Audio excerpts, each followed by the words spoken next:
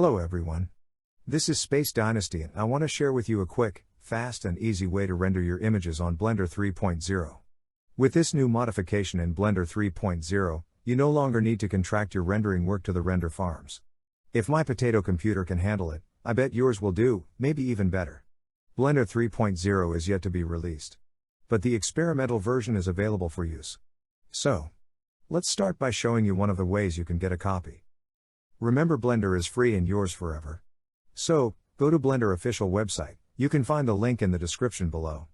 Scroll down and click on the link for Blender 3.0. Or, you can also go to Blender community website. Also, you can copy the link below. Click and download Blender 3.0. Open the zip folder and double-click on Blender launcher icon to install it, and here you go. We will be demonstrating how long it takes to render a single image or slide on Blender 3.0.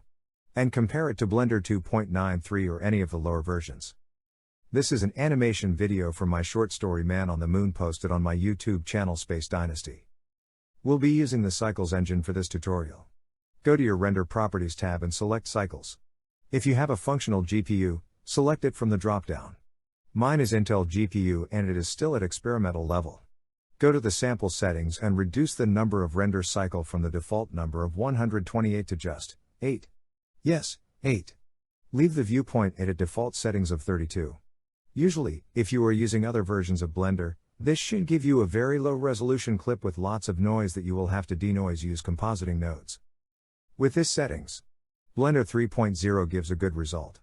With a normal viewing quality. And, you don't have to composite. Unless you plan to zoom every slide of your clip instead of watching, this will do. Just this denoising buttons will do the magic of removing all the noise in the clip. So, click on the denoising arrow under Sampling on Render Property tab. The Render Property tab is a bit modified in Blender 3.0. Here it has more options when compared to Blender 2.93. Leave other default settings the way they are so that the quality doesn't fall below expectation. For this work I rendered 2 frames, one of the frames is heavy while the other light. Let's compare the time taken for each on Blender 2.9 and Blender 3.0.